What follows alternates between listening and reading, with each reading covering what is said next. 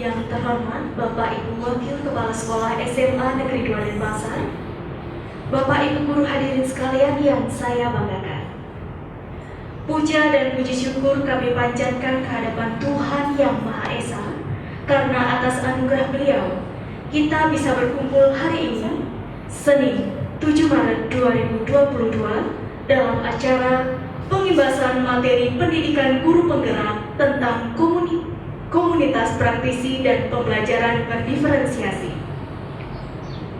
Kami ucapkan terima kasih kepada Bapak Ibu yang telah berkenan hadir pada acara hari ini. Adapun susunan acara hari ini, pertama pembukaan, kedua doa, ketiga pemaparan materi dari Ibu calon guru penggerak, sesi diskusi, dan penutup. Acara selanjutnya adalah doa. Mari kita menundukkan kepala sejenak, berdoa menurut keyakinan masing-masing. Berdoa dimulai. Dengan pemaparan materi dari Ibu calon guru penggerak, kemudian dilanjutkan dengan sesi diskusi, dan terakhir penutup. Acara akan dipandu dan diambil alih oleh Ibu calon guru penggerak, Ibu Diah Retno Kusumawardani SPD MPD. Kepada Ibu dipersilakan. Cek satu dulu.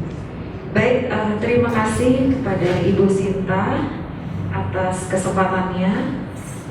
Om Swastiastu. Yang terhormat Bapak dan juga Ibu Wakil Kepala SMA Negeri 2 Denpasar, dan juga rekan-rekan guru hebat semuanya. Selamat pagi. Biar nggak tegang ya. Oke, ini kesempatan kedua karena sebelumnya kita sudah pernah pertemuan tentang budaya positif ya. Sekarang kesempatan kedua kali ini pengimbasan yaitu tentang komunitas praktisi dan pembelajaran berdiferensiasi. Ini lagi booming nih yang namanya pembelajaran berdiferensiasi. Baik, kita akan bahas kurang lebih selama 1,5 jam ya. Mudah-mudahan Bapak Ibu semuanya bisa mengikutinya dengan penuh kesadaran atau kesadaran penuh mindfulness. Oke. Baik, kita mulai saja. Nah, komunitas praktisi. Apa sih sebenarnya komunitas praktisi? Komunitas praktisi itu adalah sebuah wadah. Wadah di mana di dalamnya itu berisi tentang seluruh anggota dari guru, baik itu guru di SD, tingkat SD, SMP maupun SMA ya. Jadi kenapa berkumpul? Karena di situ adanya yang namanya satu visi. Visinya apa? Kemudian tujuannya apa? Dan punya komitmen yang sama, yaitu mewujudkan peserta didik yang cerdas, kemudian berkarakter profil pelajar Pancasila, dan juga tentu saja sesuai dengan visi kita, yaitu berlandaskan Trihita Karana ya, sesuai dengan visi sekolah kita. Yang pertama, komunitas praktisi itu sebagai strategi pengembangan profesional guru.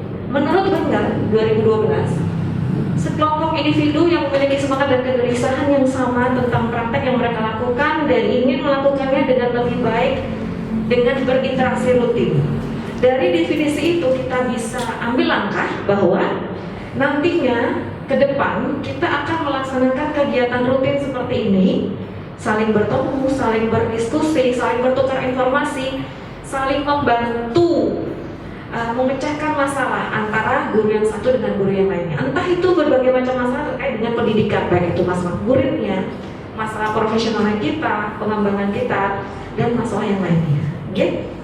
Kemudian untuk apa sih sebenarnya mereka berkumpul? Nah, itu yang pertama membangun jejaring antara guru, kemudian kepala sekolah, bisa juga dengan pengawas dan juga dengan sejawat, dan memiliki kesempatan rutin, berkesempatan berinteraksi dengan rutin ya.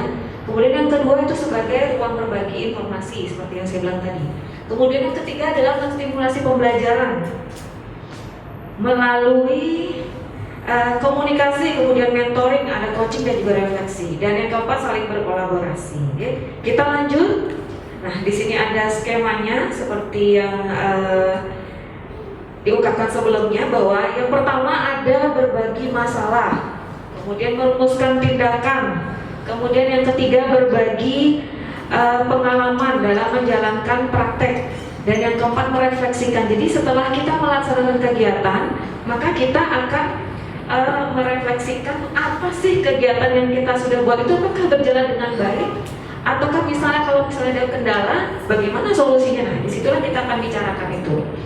Kemudian yang kelima, mendokumentasikan kegiatan dan produk para anggotanya untuk bahan belajar. Jadi nanti kita akan buatkan website khusus, bukan website ya, akun khusus untuk kita bisa mengumpulkan tugas-tugas apa yang udah kita buat di komunitas praktisi ini. Jadi kembali lagi, bukan murid saja yang belajar, tetapi guru juga harus belajar dan terus belajar, karena long life education ya, belajar itu adalah sepanjang hayat. Baik, kita lanjut.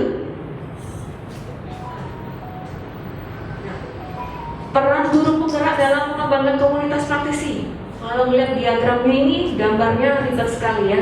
Tapi pada intinya, saya akan mendampingi Bapak Ibu semuanya, dan juga saya akan mencari regenerasi untuk guru penggerak berikutnya. Itu sih jalan-jalan singkatnya ya. Jadi nanti pada saat mendampingi itu, entah itu mendampingi berupa memfasilitasi rencana kegiatan belajar, atau misalnya hasil analisis kebutuhan, kemudian mencarikan narasumber yang relevan terkait dengan kebutuhan belajar, kemudian bagaimana menyelenggarakan kegiatan belajar itu di komunitas. Jadi nanti ada sharing-sharing, kemudian bagaimana mendokumentasikan dan mempublikasikan hasil kegiatan, dan seterusnya. Jadi seperti itulah peran saya di sini, di komunitas di sini. Bukan berarti I'm is the best, no, tapi kita sama-sama belajar, okay? Kemudian setelah kita tahu semuanya dan kita mendapatkan hasil pemetaan di satu kelas yang akan kita ajar, kita baru bisa merancang RPP-nya yang sesuai dengan kebutuhan siswa. Pasti bingung ya, kayak gimana tuh? Kalau kita ngajar 40 siswa, kalau cuma ngajar 5 siswa gampang, ya, kayak ngajar les itu ya. Kalau ngajarnya 50 atau 45, waduh, tepar kita. Oke, tenang saja Bapak Ibu, kita lanjut. Yang pertama, kita bahas dulu tentang kesiapan belajar. Nanti kita bahas RPP-nya.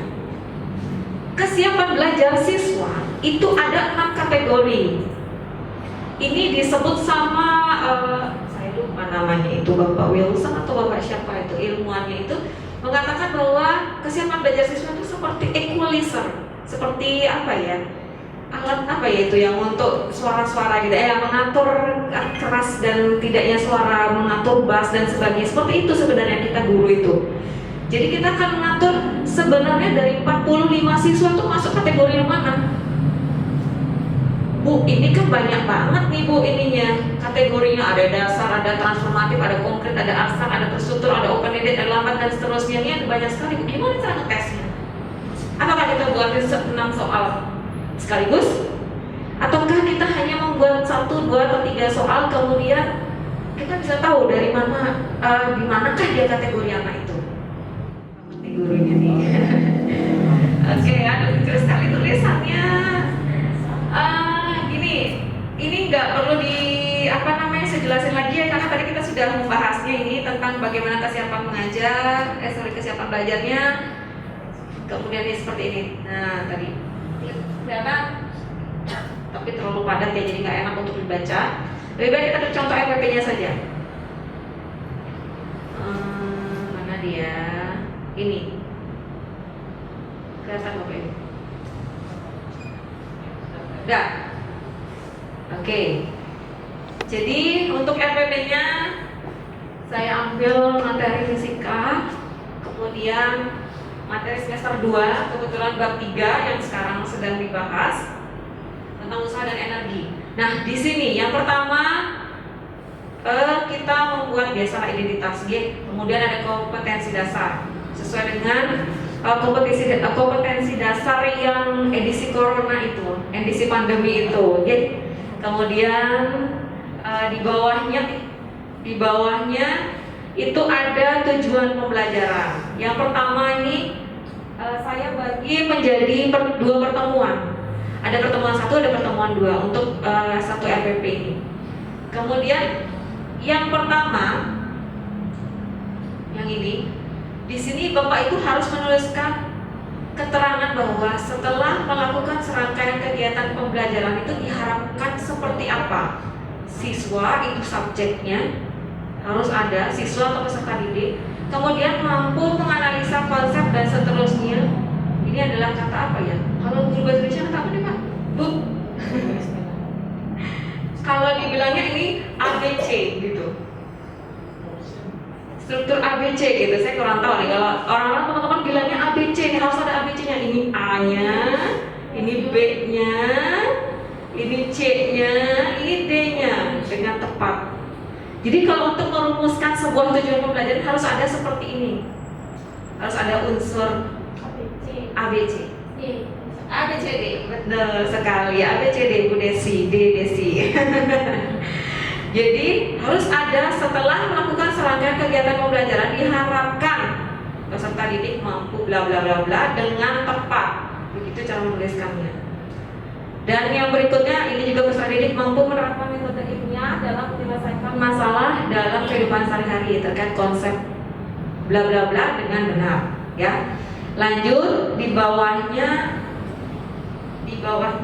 adalah kegiatan pembelajaran. Kegiatan pembelajaran. Nah, sama seperti biasanya Bapak Ibu untuk kegiatan pembelajaran pasti ada pendahuluan, ada inti, ada penutup, ya sama. Cuma di sini kita lebih membiasakan siswa karena ini kan sistemnya daring ya. Nah, di sini saya membuat RPP ini adalah daring, untuk daring. Jadi yang pertama siswa melakukan absensi secara online dengan Google Form. Kemudian bagaimana kita menanyakan kabar siswa. Kemudian kita membiasakan melakukan kegiatan rutin. Kalau kita bilang ini di sini PSE, pembelajaran sosial emosional. Jadi ada bagaimana kita sebelum mengajar itu harus mengkondisikan siswa untuk siap untuk belajar. Memusatkan perhatian mereka. Seperti apa? Seperti ini.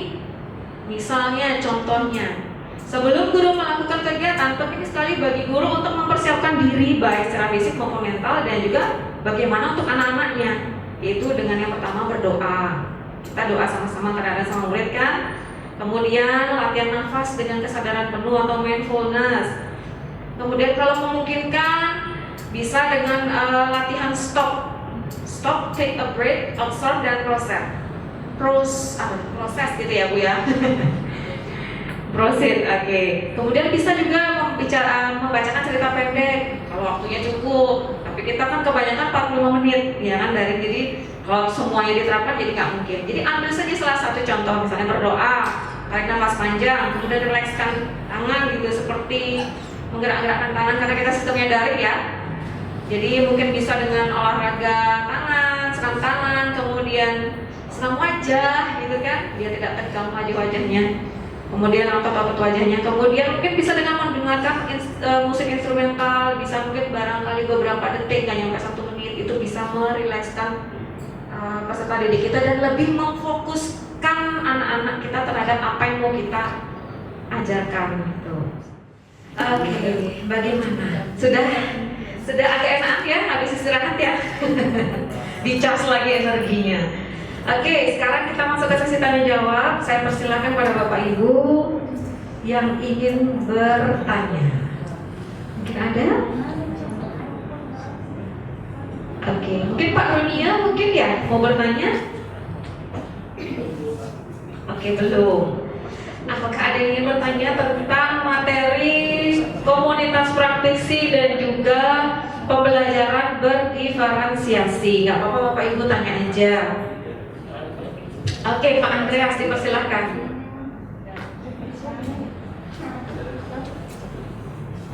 Mohon izin, terima kasih pada Bu Tia atas materinya pada siang hari ini. Saya hormati Bapak dan Ibu Wakil Kepala Sekolah beserta Bapak Ibu guru-guru yang hadir pada siang hari ini. Mohon izin bertanya Ibu Tia. Semoga pemahaman saya tidak salah dari pemaparan yang telah Bu Tia sampaikan. Saya mungkin semoga tidak salah apa yang saya tangkap dari materi diferensiasi. Yang saya tangkap begini, contohnya ada materi A, KD sekian misalnya. Terus kita sebagai guru memberikan materi pembelajarannya hanya sekali misalnya, tapi yang dimaksud dengan diferensiasinya itu dari penugasannya atau seperti apa ya terhadap siswa begitu. Terima kasih. Baik, terima kasih Pak Andreas. Mungkin saya langsung jawab aja. Yang dimaksud berdiferensiasi tadi di dalam pembelajaran ini adalah 3 poin, yaitu proses, produk, dan juga kontennya. Itu disisipkan di dalam RPP, ya. Untuk yang diferensiasi konten, contohnya, misalnya pada saat kita mau mengkaji tentang gerak, nah gerak itu kan luas sekali. Kita bebaskan anak-anak untuk mengkaji sejauh apa dia mau mengkaji. Kita tidak batasi. Cuma kita tetap punya rule di dalam LK yang sudah kita buat di LK siswa itu. Ada rule-nya, cuma kita tidak batasi dia untuk mengkaji sampai seberapa jauh. Kemudian untuk di prosesnya, mereka memproses pembelajaran itu sesuai dengan gaya belajar dia dan juga minat belajarnya dia. Kita juga tidak batasi itu. Dipersilakan sesuai dengan pemetaannya tadi. Jadi yang membedakan antara pembelajaran yang biasa dengan yang berdiferensiasi adalah pemetaan kebutuhan siswa. Gitu ya, Bapak Ibu sekalian, terima kasih banyak atas kehadirannya dan atensinya untuk hari ini. Saya mohon maaf yang sebesar-besarnya kalau ada salah kata maupun yang disengaja ataupun tidak ya, perbuatan dan perkataan. Mohon maaf. Dan sekali lagi terima kasih. Saya tutup dengan Paramasanti.